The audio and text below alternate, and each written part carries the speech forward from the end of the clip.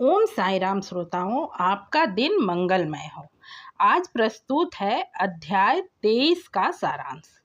श्री साईं की इच्छा एवं उनकी ही कृपा से मैं साईं सच्चरित्र के अध्याय का सारांश को संक्षेप कर सुनाती हूँ। पिछले अध्याय का लिंक आपको डिस्क्रिप्शन में मिल जाएगा। साथ ही साईं सच्चरित्र भावार्थ नाम के प्लेलिस्ट में सारे अध्यायों को आप एक साथ भी सुन पाएंगे। इस अध्याय में हेमांड पंत ने कुल 4 छोटी छोटी कथाओं को समेटा है। दरअसल जिसे हम आज कथा कहते हैं, यह भी तो बाबा के उन भक्तों का अनुभव ही है जिन भाग्यशाली लोगों ने श्री साईं को ना सिर्फ देखा, मिले, बातें की, बल्कि उनके साथ समय भी गुजारी। जिनमें से कुछ तो शिरडी के ही थे, उनके भाग्य की तो कल्पना ही नहीं की जा सकती, और कुछ लोग शिरडी से बाहर के भी थे, पर उनके कर्म और किस्मत इतने अच्छे थे कि श्री साईं के संपर्क का सौभाग्य प्राप्त हुआ।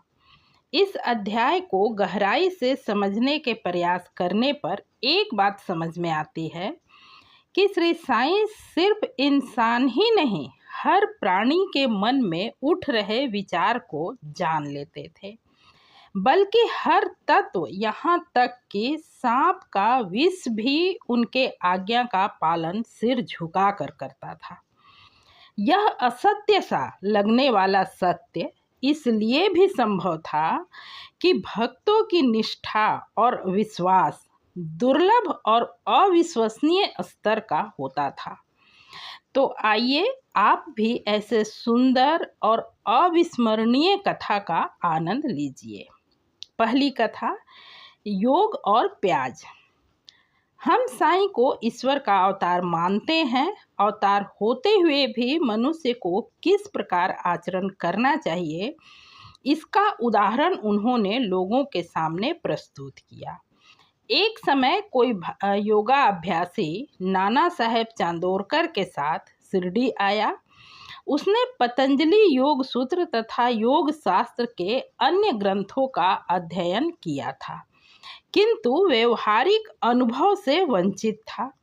मन एकाग्र ना होने के कारण समाधि न लगा पाता था। वह तय करके आया था कि श्री साईं की कृपा प्राप्त कर अधिक समय तक समाधि लगाने की विधि ज्ञात करेगा। जब वह मस्जिद में पहुंचा तो बाबा को प्याज सहित सूखी रोटी खाते देख उसके मन में विचार आया, यह प्याज रोटी खाने वाला व्यक्ति भला मेरी कठिनाई को क्या हल कर सकेगा। बाबा अंतर्ज्ञान से उसका विचार जान गए और नाना साहब से बोले, ओ नाना, जिसमें प्याज हजम करने की शक्ति हो ना, उसे ही खाना चाहिए, अन्य को नहीं। इन शब्दों से विस्मृत हो योगी ने साईं चरणों में पूर्ण आत्मसमर्पण कर दिया। दूसरी कथा, सामा की सर्पदंश से मुक्ति। एक बार सामा को एक विषधर सर्प ने उंगली में काट लिया। समस्त शरीर में विष का प्रभाव हो जाने के कारण वे अत्यंत कष्ट का अनुभव कर रोने लगे। अब मेरा अंतकाल आ गया है। उनके परिवार के लोग उन्हें वीरभद्र मंदिर ले जाना चाहते थे, पर सामा मस्जिद की ओर दौड़े। बाबा ने जब उन्हें आते देखा तो क्रोधित हो झिड़कते हुए कहने लगे, अरे ओ नादान कृतघ्न ब्राह्मण, ऊपर मत चढ़, सावधान, ऐसा किया तो। फिर गरजते हुए बोले, हट, दूर हट, नीचे उतर। श्रोताओं, एक मान्यता के अनुसार सांप को ब्राह्मण माना जाता है। आगे हेमांड पंत लिखते हैं, बाबा को इस प्रकार क्रोधित देख सामा उलझन में पड़ सोचने लगे, यह मस्जिद ही तो मेरा घर है और बाबा ही हर असहायों का आश्रय दाता। जब वे ही मुझे भगा रहे हैं तो अब मैं कहाँ जाऊं। ऐसा सोच उन्होंने अपने जीवन की आस छोड़ दी और वहीं चुपचाप सीढ़ियों पर बैठे रहे। थोड़े समय बाद जब बाबा शांत हुए तो सामा बाबा के करीब आकर बैठ गए। तब बाबा स्नेहपूर्ण शब्दों में बोले, डरो नहीं, चिंता छोड़ दो, घर जाकर शांति से बैठो, कहीं बाहर न निकलना, जो इच्छा हो भोजन करो, टहलते रहो, सोना नहीं। इस आदेश को सामा ने अक्षरांश पालन किया और थोड़े समय में ही वह पूर्ण स्वस्थ हो गए।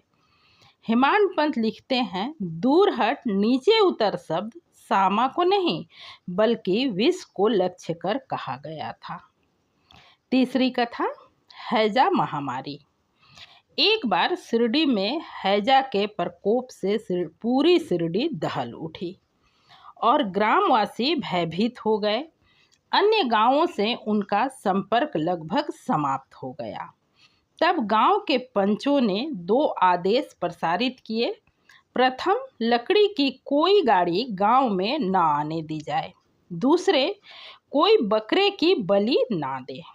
बाबा तो जानते ही थे यह सब सिर्फ अंधविश्वास है, इसलिए जब एक लकड़ी की गाड़ी गांव में आई, सबको मालूम था कि गांव में लकड़ी का अभाव है, फिर भी लोग उस गाड़ी वाले को भगाने लगे। यह खबर जब बाबा के कानों तक पहुंची, वे स्वयं वहां आए और गाड़ी वाले को मस्जिद में चलने को कहा। बाबा को धुनी के लिए लकड़ियों की आवश्यकता तो थी, पर बाबा का दरबार सबके लिए खुला था, इसलिए लोग अपने उपयोग के लिए भी उसमें से लकड़ियां निकाल कर ले जाया करते थे। चौथी कथा, गुरु भक्ति की कठिन परीक्षा। दूसरे आदेश की भी उन्होंने यही दशा की। एक बकरा मस्जिद में लाया गया। वह अत्यंत दुर्बल और बूढ़ा था। मालेगांव के पीर मोहम्मद, जिन्हें लोग बड़े बाबा भी कहते थे, वहीं बैठे थे। बाबा उनका बड़ा आदर किया करते थे। बाबा ने उन्हें बकरा काट कर बलि चढ़ाने को कहा, तो उन्होंने कहा बलि चढ़ाना व्यर्थ है। तब बाबा ने सामा से कहा। वे राधा कृष्ण माई के घर से एक चाकू ले आए और बाबा के सामने रखा ही था कि राधा कृष्ण माई को कारण का पता चल गया और उन्होंने अपनी चाकू वापस मंगवा ली। अब सामा दूसरा चाकू लाने गए और बहुत देर तक नहीं लौटे। तब काका साहेब दीक्षित की बारी आई। वह सोना सच्चा तो था, पर उसे कसौटी पर कसना भी अत्यंत आवश्यक था। बाबा ने उनसे चाकू लाकर बकरा काटने को कहा। वे साठे वाड़े से एक चाकू ले आए और बाबा की आज्ञा मिलते ही काटने को तैयार हो गए। उन्होंने ब्राह्मण कुल में जन्म लिया था और बलि कृत्य जानते न थे, फिर भी बकरा काटने को उद्यत हो गए। लोगों को आश्चर्य हो रहा था कि बड़े बाबा यवन होकर भी बलि से इनकार कर रहे हैं और यह सनातन ब्राह्मण बलि देने की तैयारी कर रहा है। जब उनका हाथ नीचे आने ही वाला था कि बाबा बोले, ठहरो, तुम कितने दुष्ट हो, ब्राह्मण होकर बकरे की बलि दे रहे हो। काका साहब चाकू नीचे रखकर बोले, आपकी आज्ञा ही हमारे लिए सब कुछ है, हमें दूसरे आदेशों से क्या। हमें यह विचार करने की आवश्यकता ही नहीं कि बकरा मारना उचित है या अनुचित। हमारा कर्तव्य और धर्म तो निसंकोच होकर गुरु की आज्ञा का पूर्णतः पालन करना ही है। तब बाबा ने कहा, मैं स्वयं बलि चढ़ाऊंगा। तय हुआ कि तकिए के पास जहाँ बहुत से फकीर बैठते हैं, वहीं बलि चढ़ाई जाए। जब बकरा वहां ले जाया जा रहा था, रास्ते में ही वह गिरकर मर गया। श्रोताओं, श्री साईं को तो बकरे का अंत समय का ज्ञात अच्छी तरह होगा।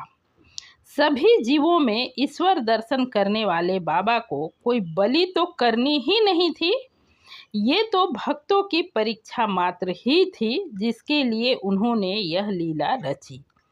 पर नमन है दीक्षित साहब की गुरु भक्ति की, जिन्होंने बाबा की आज्ञा के अलावा और किसी चीज का विचार तक नहीं किया।